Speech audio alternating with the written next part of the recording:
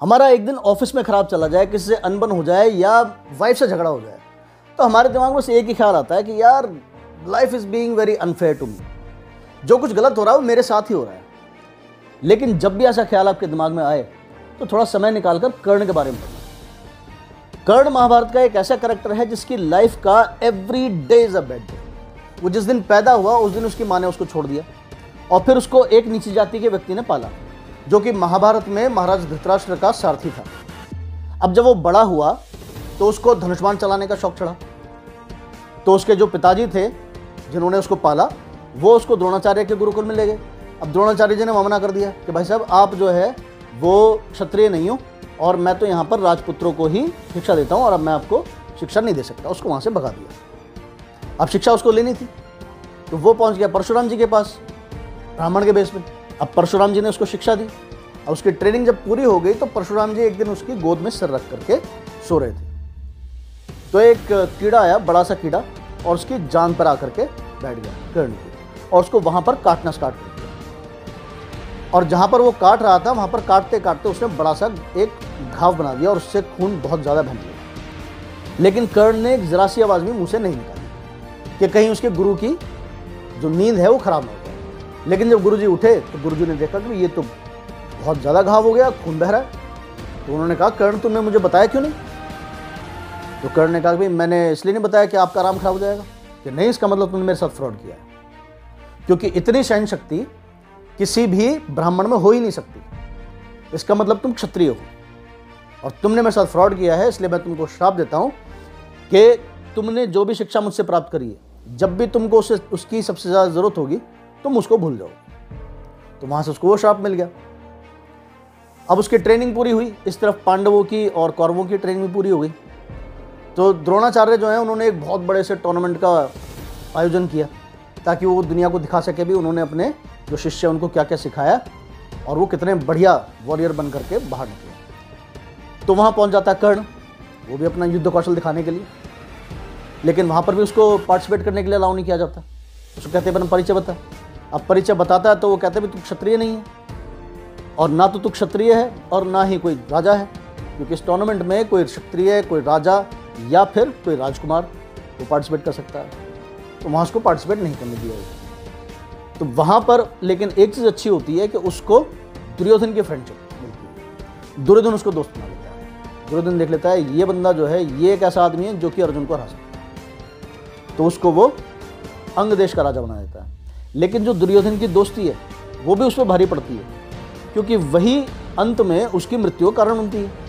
फिर एक दिन कर्ण जो है वो अपना धनुष्मान चलाने की प्रैक्टिस कर रहा होता है, तो एक तीर जो है उसका वो एक्सीडेंटली जा करके गाय को लग जाता है और गाय मर जाती है। अब गाय मर जाती है तो गाय जिस ब्राह्मण की होती है वो उसको कर्ण को श्राप दे देता है कि भाई तूने मेरी गाय को मारा है तो इसलिए मैं तेरे को श्राप देता हूँ कि जब तू सबसे ज़्यादा वल्नरेबल पोजीशन में होगा, मतलब जब तू सबसे ज़्यादा निसहाय होगा, तेरी मृत्यु तभी होगी।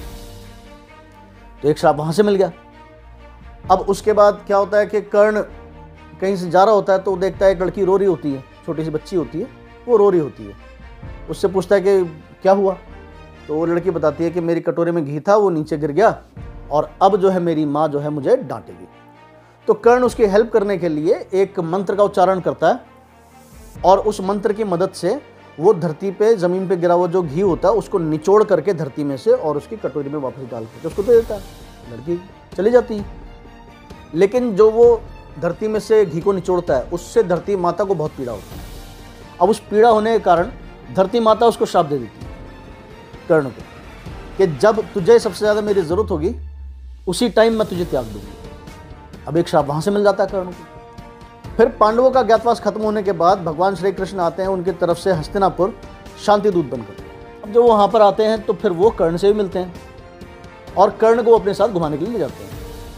तो उसको घुमाने के लिए जब ले जाते हैं तो उसको फिर बताते हैं कि भाई कर्ण तू है कौन, मतलब उसका परिचय उससे कराते हैं। उसको बताते हैं कि भाई तू स्वयं सूर्य देव का बेटा है, तेरे पिताजी स्वयं सूर्य देव हैं और माता कुंती, पांडव तेरे भाई हैं, तो तू दुर्योधन को त्याग दे और तू चल मेरे साथ। पांडव तुझे अपना बड़ा भाई मान करके तुझे राजा बना देंगे, तू राजा बन करके रहेगा। तो ये सब सुनने के बाद कर्ण खुश होने के बजाय बहुत ज़्यादा दुखी होता है वो कहता है कि हे केशव, ये तुमने क्या किया? मेरा तो पूरा जीवन ही बीत गया इस इंतजार में कि एक दिन ऐसा आएगा कि मैं अर्जुन से युद्ध करूंगा और उसको मार करके मैं ये सिद्ध करूंगा कि मैं सर्वश्रेष्ठ धनुर्धर हूं। तुमने तो वो जो खुशी मुझे मिलने वाली थी, तुमने वही मुझसे छीन ली। एक वही तो खुशी थी मेरे जीवन में जो आने वाली थी, और वो तुमने मुझसे छीन ली। अब मैं उसको कैसे मारूंगा? जब मुझे पता चल गया कि वो मेरा छोटा भाई है, तो मैं कैसे मारूंगा उसको? और वो कहता है कि मैं दुर्योधन को नहीं त्याग सकता और मैं आपके साथ नहीं जाऊंगा। अच्छा, फिर उसके बाद ये तय हो जाता है कि भाई अब युद्ध तो होगा ही, और युद्ध की तैयारी होने चालू हो जाती है, और भीष्म पितामह को सेनापति बनाया जाता है। अब कर्ण फिर से खुश हो जाता है कि भाई अब मुझे मौका मिलेगा अर्जुन से युद्ध करने का। लेकिन जो भीष्म है वो कर्ण को मना कर देते हैं, भाई ये मेरे अंडर लड़ाई नहीं करेगा। रीज़न वो ये देते हैं कि भाई इस तरीके का असभ्य आदमी मेरे अंडर युद्ध नहीं करेगा। अब ये तो सिर्फ बहाना था अर्जुन को बचाने का, क्योंकि भीष्म पितामह भी नहीं चाहते थे कि वो अर्जुन को मार दे, क्योंकि उनको पता था कि ये जो कर्ण है ये उनकी तरह ही परशुराम शिष्य है और उनके लेवल का ही योद्धा है, और जब तक इसके पास ये कवच और कुंडल है तब तक वो खुद भी उसका कुछ नहीं बिगाड़ सकते। तो अर्जुन तो बच्चा है उनके सामने, तो इसलिए वो नहीं चाहते थे कि अर्जुन का और उसका युद्ध हो। तो कर्ण को मना कर देते, मैं तू युद्ध नहीं करेगा मेरे अंदर। तो कर्ण फिर से इंतजार करता है। अब भीष्म पितामह के बाद में द्रोणाचार्य जो हैं वो सेनापति बनते हैं, और कर्ण को परमिशन मिलती है युद्ध में पार्टिसिपेट करने की। अब कर्ण फिर से खुश होता है कि भाई अब मुझे वो फाइनल युद्ध करने का मौका मिलेगा अर्जुन से। तो अब जिस दिन वो युद्ध के लिए जाने वाला होता है, उस दिन रात को सपने में उसके आते हैं सूर्यदेव। और सूर्यदेव कहते हैं भाई अगले दिन सुबह सुबह जब तुम मेरी पूजा करने के लिए उठोगे तो तुम्हारे पास में आएंगे इंद्रदेव, और इंद्रदेव अपने बेटे को यानी कि अर्जुन को बचाने के लिए वो तुमसे तुम्हारा कवच और कुंडल मांगेंगे, उनको वो मत देना। तो कर्ण कहता है ठीक है पिताजी, मैं देखता हूँ। तो अगले दिन सुबह सुबह ऐसे ही होता है, वो पूजा करने के लिए उठता है भगवान सूर्यदेव की, और उसी समय इंद्रदेव आ जाते हैं। अब इंद्रदेव आते हैं, वो आकर के ब्राह्मण के भेष में, और उससे उसका कवच कुंडल मांग लेते हैं। अब कर्ण दानवीर आदमी, वो अपना चक्कू निकालता है और अपने कवच कुंडल निकाल करके दे देता है।